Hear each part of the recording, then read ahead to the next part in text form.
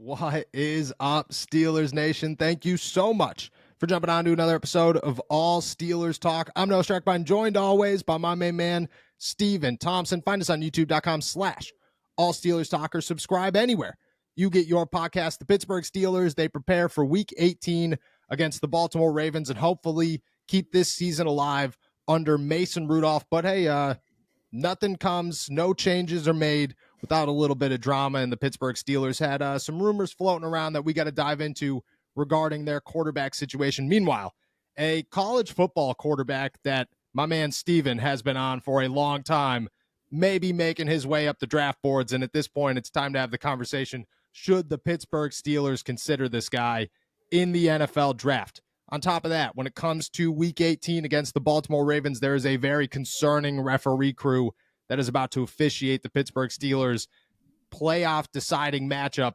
on Saturday. And the final question, the biggest question when it comes to the Steelers-Ravens matchup, is Lamar Jackson going to play? We have some thoughts, some beliefs, and maybe a little bit of insight. We'll dive into that plus more. It is a cold but beautiful day here in the Burgh. At this point, it's always cold. We've surpassed, this is warm, but it's not cold. It is always cold. Still a beautiful day in the Burgh. How are you feeling, my friend? I feel good. Yeah, I feel I'm grateful, honestly. The Steelers, for as much as they have struggled this year, they are never boring, and they will always give you something to talk about. So I really appreciate them for keeping us engaged this entire season. No doubt. This is somebody said it to me very early in the season. They were like, I've covered a lot of teams. I've never covered a team this dramatic. I agree. I mean, the constant cycle of something is always there. I will say when it comes to this one, in my opinion, a little bit nonsense. We're going to dive into this in a second, but you do have to shout out a good team that always has some good headlines, always keep people engaged. And when it comes to their play on the field, taking it right down to the wire, making this last week as exciting as humanly possible for the Pittsburgh Steelers. But we got to dive into the drama, the controversy, the rumors that I think both of us kind of agree a little BS at this time of the year. Rumors started to circulate after the Pittsburgh Steelers win over the Seattle Seahawks that not only is Kenny Pickett upset about losing his starting job, but also told Mike Tomlin that he was not going to address at all if he was not the team's starter. He came back and said, no, none of that is true. But rumors are flying. People who started those reports, don't want to call the reports rumors, but take it as you will, walk that line as you want to. Those who claim the reports, they're standing by their words. Kenny Pickett's standing by his. Before we dive into it, this is what Kenny Pickett had to say about the matter, the rumors, the reports flying around about him not wanting to dress for the Pittsburgh Steelers if he was not the starter in Week 17. Answers a lot of things before it gets started. I saw reports out there that I feel like were attacking, my character and how I am as a person, not even getting into a player standpoint of it. There was no talk of me being a backup quarterback this week in terms of being a 2. If I was healthy enough to play and the trainers and coaches felt like I would look good enough to play, I was going to start and play. If they believed that I was not, which they believed I was not going to dress and suit up for the game. So whoever reported that, I don't know where it started. It's kind of crazy what people will write and put out there to try to, prove their point or help their standpoint or their careers and what you guys do. But disappointing to see that without any proof or basis of it. So this week I'm now the 2. They feel good 4 weeks out of the surgery for me to dress and be the 2. So I will be the 2 and do what I have to do to be ready to go for Baltimore. So if there's any other questions about that, I feel like I answered it pretty good there. If there's anything else, is there any Baltimore questions that we get on the Baltimore? So you hear that. You hear Kenny Pickett. You go back to the rumors saying that he was not going to dress. He apparently was in a meeting with Mike Tomlin. Things got heated. He was like, nope, I'm done. This is ridiculous. Now he's ready in Week 18 to be the backup. I mean, you hear this. You hear Mike Tomlin talk. You hear people were going down to the little quote that he made about how he addressed, Kenny Pickett will talk about this. And then when it was Mitch getting benched, it was Mitch has handled this as a professional. People are pointing that out. I think we're being a little bit too particular in this matter. You hear everything over the last 24 hours. What are your thoughts on the Kenny Pickett, I guess we could call it drama? Yeah, I mean, that's just what it is. It's drama. Like you said, it's a little bit of nonsense, it feels like. I mean, this is a team that is entering the last week of the regular season and going to play their biggest game of the year. And This is what we're talking about. A guy who hasn't stepped on the field in 4 weeks and probably won't step on the field for another week after this. And if they make it to the playoffs, he is likely not going to be a part of that picture either. But I don't know. We're just, for some reason, we are enthralled with everything that Kenny Pickett does and says. Yes. And whether you agree with the report, or whether you believe the reports or not, whether you think they're real, they don't really matter. Like they don't affect anything materially, at least for this season. I guess you can point out maybe it's, if they're true, and I don't know how much I believe that they're true, that it's a concern for next season, but that's next season, man. Like I just don't understand why we're so focused on a guy who's been hurt, has sat out for the past 4 weeks, and wasn't going to start anyway.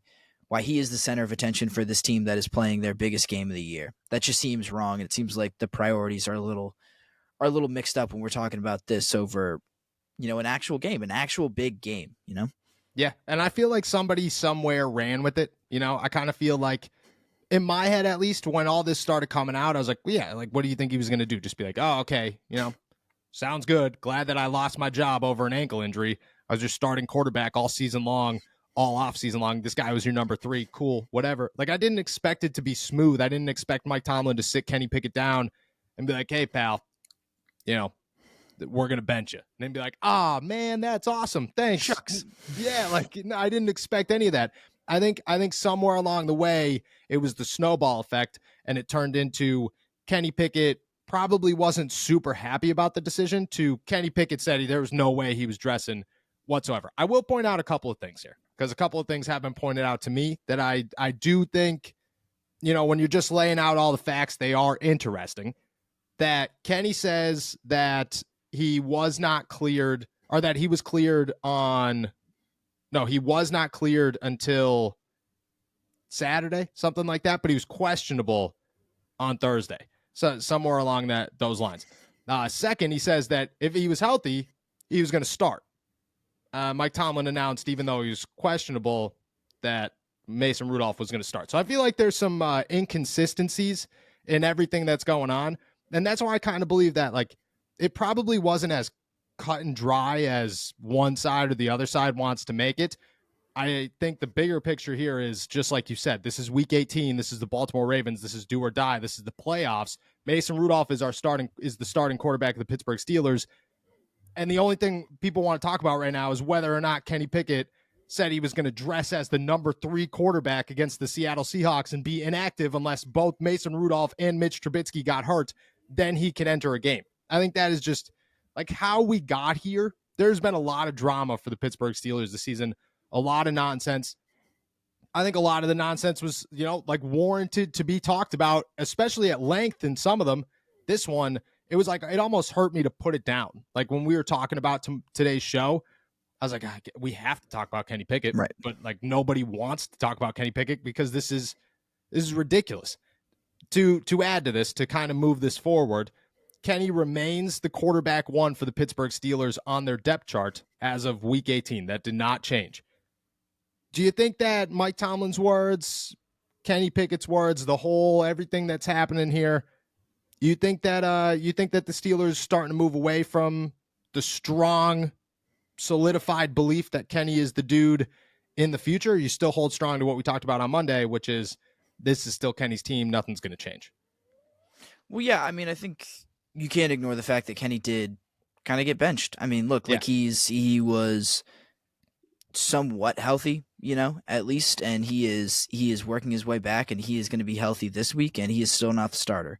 Yep. So I think that alone raises questions. Sounds a little harsh, but it does. It raises questions about just how much they I don't want to say believe, but yeah, I guess it is believe, like in Kenny Pickett as their long-term starter. So I don't think this is really anything new. I mean, as soon as you saw Mason Rudolph kind of continue to play the way that he did, when you saw just kind of what he did with this offense compared to what Kenny was able to do with this offense, I think that was a natural conclusion to draw. So I guess that's my kind of thing is I felt like the reaction to what Mike Tomlin said on Monday, yes. And then what Kenny Pickett said on Tuesday was just, I felt like we didn't learn anything new, I felt like I didn't take any new lessons away. I think that was always kind of the state of the quarterback situation, was that it was a little precarious for Kenny, and that's why, they were so willing to go to Mason in the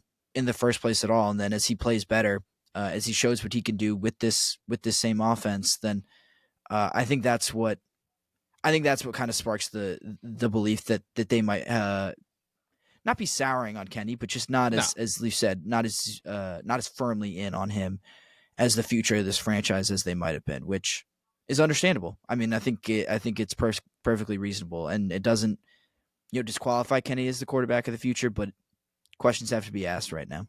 Yeah, I think the whole belief, or I don't know, like the strong belief that we had that this was Kenny Pickett's job. Like, I mean, I was talking about it on Monday. My philosophy on Monday was like, it doesn't matter, or maybe last week, I don't remember when we talked about it, was it doesn't matter what you do at quarterback because Kenny's your quarterback of the future. He's got to lose it. I don't know if I stand on that as strongly today as I did, just because it kind of sounds like the Pittsburgh Steelers they're open to winning, and they understand that maybe Kenny Pickett wasn't their best bet to win right now. What does that mean for the future? Like, there's no way you give up on Kenny Pickett. There's no chance you trade him in the offseason unless Justin Fields comes in and you're trying to, sort some draft picks out, which ESPN's Jeremy Fowler said Chicago's looking for a second or third. The Pittsburgh Steelers, I mean, I'd give up my second, my third, and Kenny Pickett and say, here you go, pal. Have a great time. We'll take Justin Fields off your hands. No worries there. Unless like something like that happens, whoever comes in here, whether it's Mason Rudolph, whether it's Kenny Pickett, whether it's whoever, you are open to a competition, and a real competition, without anybody kind of holding an upper hand. Whereas I think a couple of days ago, it was Kenny Pickett's still going to be the guy, but he's going to hold a pretty strong upper hand. I think that Mason changed everything. That's what I got from Monday. Was you could say whatever you want about all the rumors and the nonsense and the drama flying around. I think Mason's performance on Sunday ran Mike Tomlin out of options when it came to the injury thing. Before that, it was Kenny Pickett's hurt and he was inactive, and you could walk into Monday if Mason Rudolph stinks and say, well, Kenny Pickett is good to go and we're expecting him to be back and he's going to be the starting quarterback when he returns from injury. But Mason balled out, and you're like, okay, well, we can't keep Kenny on the sideline forever. Like, we can't just be like, well, this ankle injury that was supposed to be 3 weeks is actually 4 months and they'll be back for OTAs. You ran out of time, and now you're just like, okay, well, we tried as hard as we could to save face. We ran out of time to save face, and here it is. We just have to face the reality. I don't think it's a big deal. But I think everybody trying to like stir it into, oh, well, they shut it down. This is Kenny Pickett got pissed, and he was like, there's no chance. I genuinely think Mike Tomlin had a plan to try and save some face, and I agree with his plan to save face. I think that's the right way to go about it. And he just ran out of time, plain and simple. Yeah, he definitely wasn't trying to. This is like a little bit of an embarrassing moment for Kenny. Like, it's not something he probably enjoys to, and I don't think Mike Tomlin wanted to exasperate those feelings and make him feel even worse about losing this starting job. So I understand that as well. And I think there's an eagerness right now to cement someone as a starting quarterback moving forward, or, yes. Or to we're trying to like speed run to, okay, is Kenny a bust or not? And I don't know. We're just not at the point where I think we can draw conclusions about that just yet. No, it's way too early. Right. So I think that's the part I don't understand about it, is combined with the fact that there's a big game to play this weekend, why we're so eager to say something final about Kenny Pickett's career when we're, 24 games into it, 25 games into it, or something like that. Yep. I just think that's a little weird, a little premature. And I think that's what I dislike about this conversation the most. Yeah, I agree. Moving to the other side of this is your boy Michael Penix and what the Pittsburgh Steelers do next at quarterback and their options, because we both agree, it's going to be a competition either way. No matter if it's Kenny Pickett versus Mason Rudolph, Kenny Pickett versus whoever, Russell Wilson is not coming to Pittsburgh, so remove that name from your mind immediately. But whoever comes in here will be a competition with Kenny Pickett. Guys, we have gear. New merchandise from AST to Muth, Bleed Black and Gold, Kenny to George, and plenty of others now at our new website, blackandgoldapparel.com. And the coolest part, 50% of all profits at our store go to UPMC Children's Hospital here in Pittsburgh to make sure that we are giving back. We can't thank you guys enough, and we want to show you guys how thankful and how grateful we are for everything by making sure that we do our part to make the community here in Pittsburgh better. Go check out everything. We tried to make everything new and improved, from our designs to our quality of sweatshirts and t-shirts and everything else. Let us know and check everything out at blackandgoldapparel.com. And as always, thank you guys for everything. A name that has emerged that I think every team in the NFL is going to look at right now and be like, all right, well, if he plays well on Monday, maybe we just go draft Michael Penix. That's Michael Penix. The dude was a monster in the college football playoff. It was the Orange Bowl, right? That's the Sugar Bowl against Texas, a 37-31 win. If you did not stay up until like 2 a.m. to watch that game, go watch it back because it was nuts. He finished the game 29-38, 430 yards, 2 touchdowns, and 188.7 passer rating. Absolutely nuts. This guy was throwing balls on a dime in traffic, almost getting hit. It was crazy. It was the craziest college football quarterback performance I have seen all season. I would put anything on that. I mean, the Steelers need a quarterback. They're gonna be looking at quarterbacks. Michael Penix is not a dude that's going early in the draft. Even if he does work his way up, there's a ceiling to how high he could climb just because of the quarterbacks in this draft and his age compared to their age and everything that they're going to bring up in the process of this. I mean, the Steelers are going to sit there in the early to maybe mid-20s. You thinking about Michael Penix? Are you seriously thinking about Michael Penix at this point?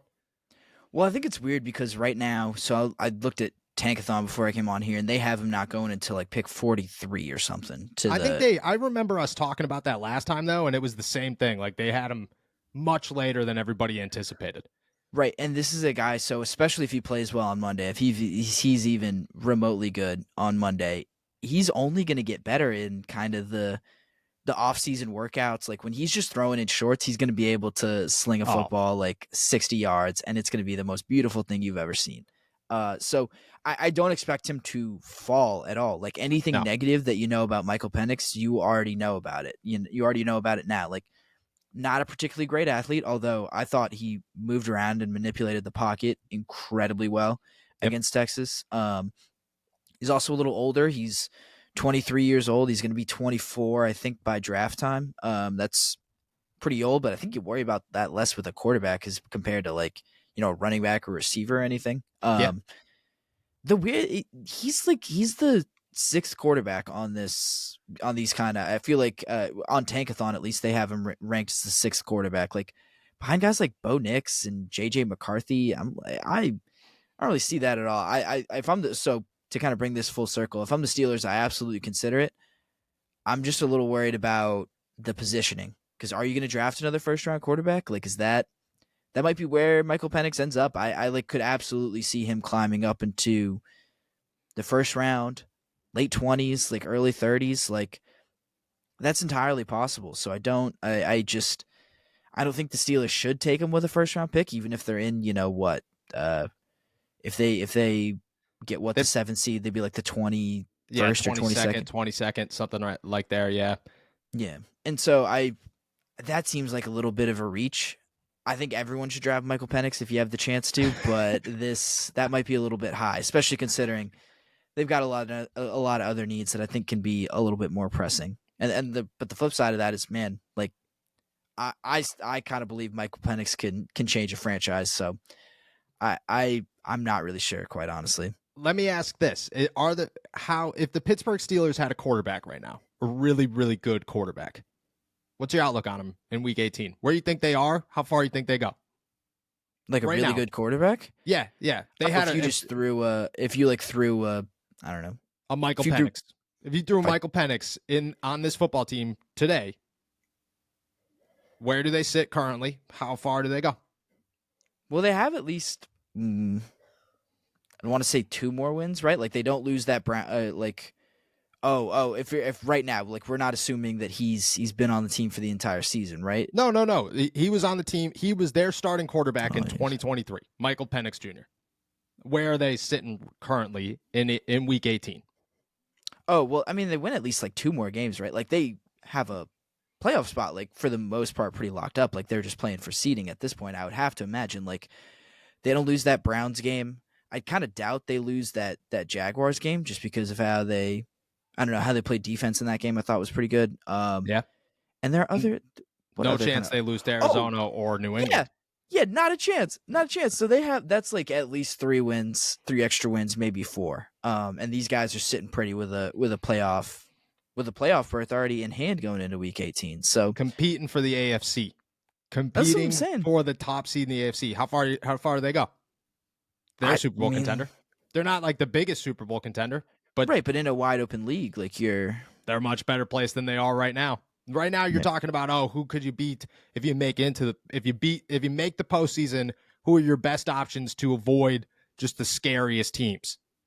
You get a good quarterback on this team. The conversation is which ones of these scariest teams can you beat before you maybe run out of gas? Right. I'm just saying, people bring that up all the time. Well, the Steelers they need a corner and they need a left tackle and they need a wide receiver and they need a safety and they need an inside linebacker. And I agree 100%. You got to get all those things. If the Pittsburgh Steelers today with Miles Jack, Eric Rowe, Michael Walker / Mark Robinson / Blake Martinez / Levi Wallace / James Pierre / Trenton Thompson, playing for the Pittsburgh Steelers right now, they're like a 12-win team. That's what a quarterback does for a franchise. And I think to a degree, like you just, I look at, I'm not a proponent of go get a quarterback in the first round. I'm not going to sit here and like pound the drum and say, this is what the Steelers should do. I just think that there is an argument to have the thought that they should draft a quarterback in the first round. I'm just, you could get a lot of those positions in the second round and the third round. And, nobody's drafting an inside linebacker in the first 2 rounds of an NFL draft. It's just not happening. You're not even thinking about it. And if the Pittsburgh Steelers could get Miles Jack and Cole Holcomb and a Landon Roberts back, you're not thinking about it at all. You're not even considering it. You go get a corner somewhere. You're not giving up on Dan Moore. Dan Moore is walking in as your starting left tackle most likely next season, unless like somebody crazy falls. You need a center, but you get a center in a second round. I just solved a lot of problems there. Right, you did. I can't believe we thought it was ever that difficult. You should just step in as GM and we can fix this right away. Mark Hahn and say, hey, look, Andy Weidl's got to go. Noah Strackbein, he's going to be the guy that sits in the back row of the press box moving forward. That's who it is. I just think that there's, and I agree with you, and I agree with everybody else who makes the argument that you should draft other people and go other positions. I'm just saying that there's an argument to be made that a quarterback who changes a franchise is sometimes all you need, especially in a team like the Pittsburgh Steelers, especially in a team like the Pittsburgh Steelers. This team is won with nothing, and you give them something crazy, they could do a lot with it. That's just, especially a cheap option. You get Michael Penix on this team, and then you spend the next 2 years putting the rest of the pieces together. You just got Michael Penix 2 years of evolution, probably making the playoffs, probably competing for a Super Bowl, and then you put the rest of the pieces together.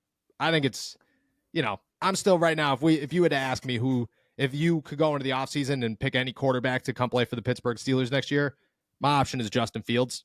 But, maybe Mason Rudolph's up there too. Michael Penix might be like a sound 2A, 2B maybe, but he's much higher on that list than he was 3 days ago. Right. 0 chances. So maybe you might get lucky. Would you rather, let's ask this question. This is a good one. Fans won't care about this, but you will. Would you rather cover Michael Penix as a journalist or root for Michael Penix while the Patriots stink for the next 5 years? Oh, well, I mean, if he's on the Patriots, they're not going to stink. So let's get that out of the way. But no, they'll be much better. No, I'd much rather just kind of watch Michael. I'd rather be able to like root for him blindly and support it. I would know anything about him. Right. Yeah. I would rather not have to be objective about Michael Penix because there is always the chance that he might stink, and that would pain me. It would pain me personally. That's true. That is true. That's always the tough part about being there and getting to talk to people and being like, oh man, I like you a lot, but you stink right now. Yeah, you're not good. You're not good. Yeah, I agree. But I'm just saying, I'm going to make the argument. I'm going to start it right now, but we'll focus on week 18. And Mason Rudolph could change my mind this week.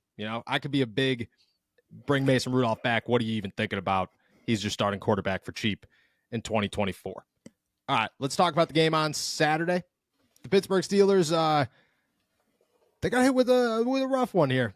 The Baltimore Ravens, we'll talk about whether or not Lamar's going to play or not. The bigger issue, I think the more pressing, concerning issue for Pittsburgh Steelers fans and the Pittsburgh Steelers as a whole right now is that the guy who screwed the Lions out of the top seed in the NFC is about to referee the Pittsburgh Steelers playoff deciding game against the Baltimore Ravens. That is Brad Allen and his crew who, if you didn't watch the Detroit Lions game, decided that a guy who reported eligible was not eligible and ruined a win over the Dallas Cowboys in week 17. That exploded.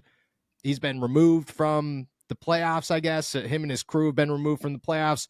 That did not stop the NFL from saying, well, you're going to go officiate a playoff deciding game in Baltimore with the Pittsburgh Steelers and the Baltimore Ravens. I mean, this happens. Everybody had thoughts. What were yours when the news dropped? Yeah, I think it's kind of a tired argument now, but just like the lack of accountability, I guess, from Yes. NFL refs just doesn't give you any confidence that like a mistake like this won't happen again, like in another big spot. And there's no way to kind of hide a ref like this, like every game is important now. Like as you get kind of down to this point in the season, especially given all the teams that are still in contention for the playoffs, like there was nowhere to hide Brad Allen, but they still gave him one of, if not the most important games of the weekend. Yes. And it just sucks to kind of have to, walk into a game and pray, hope that it doesn't come down to some final call, to a judgment call, to a guy making a mistake. Like, and that would be one thing if Brad Allen was like, yeah, I didn't hear some, because I did see that the Lions were kind of trying to intentionally, I would say deceive, but like they walked multiple guys up to the ref, and I think only one of them reported as eligible. But it was the guy it was Penei Sewell reported as eligible, but the other guy reported as eligible. Yeah. Whoever Decker caught the pass, correct?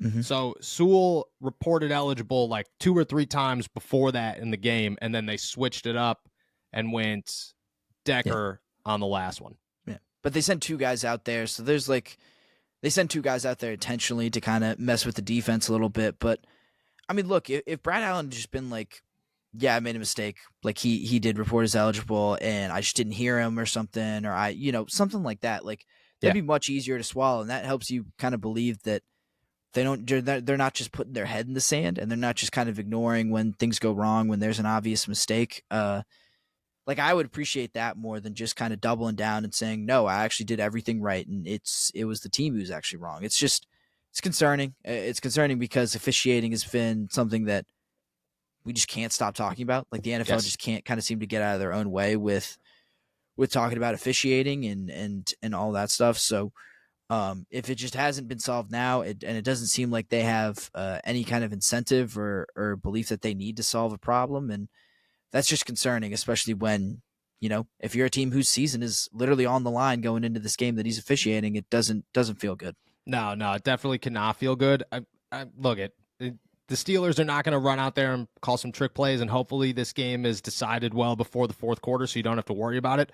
Still, like a point, it's a good example, and I'm glad that it got brought into our world because the NFL does have an officiating problem. They've had an officiating problem for a long time. There is no fix outside of hiring full-time refs and being able to develop them. I think we've hit that point. There's no, because like, what are you taking away? That's my big thing is, like, everybody wants to say, oh, fine the refs. These refs have side jobs. Like they're a teacher Monday through Friday, and then they show up on Sunday and they referee a game. Like you're not fining these. It's like, hey, give me $1,000. Like, whoa, all right, I got a family to feed, pal. You can't just be taking money away from me like that. You got to hire them it's got to be full-time refs. At that point, then you could make that. Then punishments and penalties actually exist. You can't, like you can't show up to a part-time job and be like, oh, well, I did it as well as a part-timer does something. And you'd be like, all right, yeah, that's true. That's a good argument, actually. Good job. You can't, like, it's got to be full-time refs or nothing. Would you rather a controversial referee crew ref the Steelers game or ref the Buffalo-Miami game on Sunday night if you're a Steelers fan. Yeah, I guess that's true. I mean, like if you're the league, I think you also can kind of look at the scenario the Steelers and Ravens are in. Like the Ravens might not play everyone, so like this should, like you said, kind of be, in theory, a game that the Steelers are able to decide before the fourth quarter, before a controversial call really has the power to take over a game. So I think if you're looking at it from that angle, like this should be the game, probably the Brad Allen. I mean, but also like, don't the Panthers play this week? Like, can't someone who's like not playing for anything, can't they get Brad Allen? I don't know. There's definitely worse games than just, hey, this game shouldn't decide anything. You want to know what's not going to decide anything? The Panthers Denver game, or even the Denver Vegas game, which could decide a playoff, but still, it unlikely though, right? Yeah, like a lot's going to have to happen. The Steelers got to lose, and I think Jacksonville's got to lose, and then Denver's got to win if that scenario to play itself out. But there are worse games to ref than the Steelers games. I agree. I don't look at the referee thing in the NFL is crazy, but the Steelers, they got hit with it this week, and they're just gonna. If you ask Mike Tomlin, his response would be, "We do not care." So that would be. Yeah. That he doesn't want to get fined either. No, nobody wants to get fined, especially talking about the refs. But they go off. I can only imagine what that locker room is in Baltimore. That being said, shouldn't be a close game. So hopefully, let's move on to the other part of the Pittsburgh Steelers Baltimore Ravens Week 18 matchup. Lamar Jackson, all the starters, everybody talking about it. John Harbaugh said he will not announce who's going to play until today after practice. So we won't learn who the Ravens starting quarterback is. There's no chance it's Lamar Jackson, right? Like there's no way if you're the Baltimore Ravens, you're rolling Lamar out there for a pointless game and saying, hey, pal, remember the last time you got hurt before the playoffs? Oh, or what about the time before that you got hurt before the playoffs? There's just no chance that he plays, right?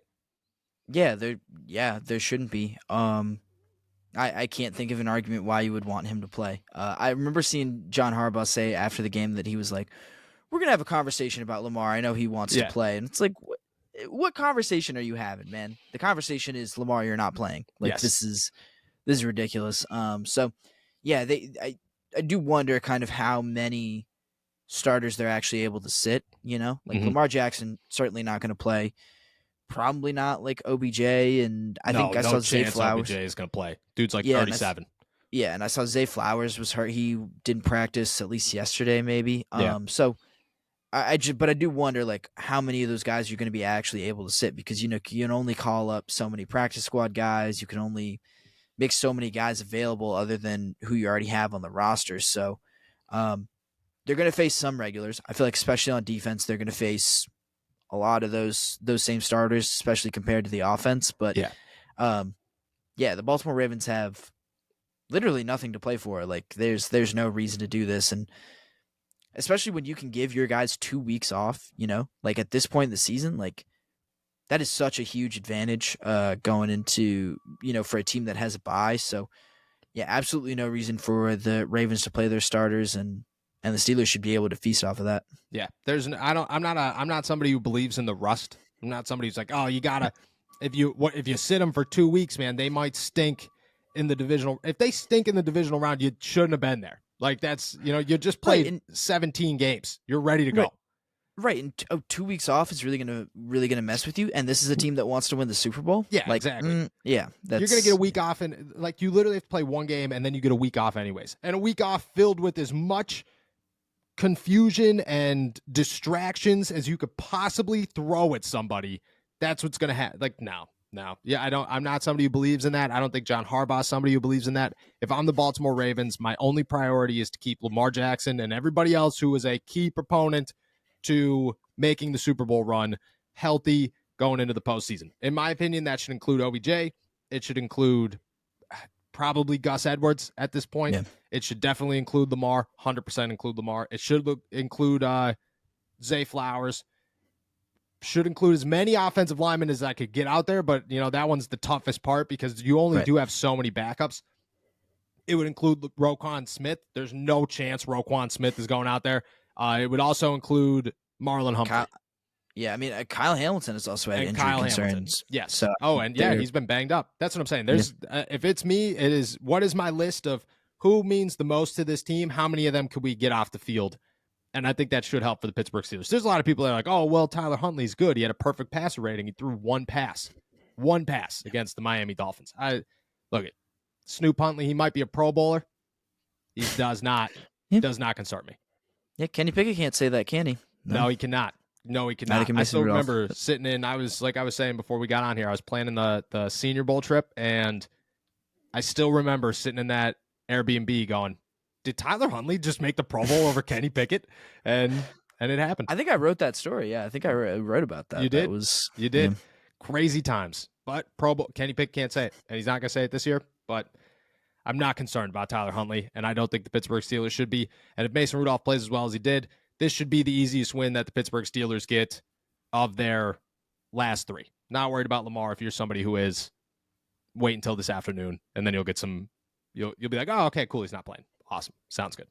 With that being said, we'll have plenty more updates as we approach Week 18 and Saturday's kickoff come Friday on the next episode of All Steelers Talk. Thank you guys so much for jumping on to another episode of All Steelers Talk. Make sure to subscribe to us on YouTube, youtube.com/All Steelers Talkers. Subscribe anywhere you get your podcast. As always, check out all of our work at allsteelers.com and our pit coverage at InsideThePanthers.com. Like I said, we'll be back on Friday with all the updates on who's playing and our keys to victory. Until then, enjoy another beautiful day in the Burgh. Peace.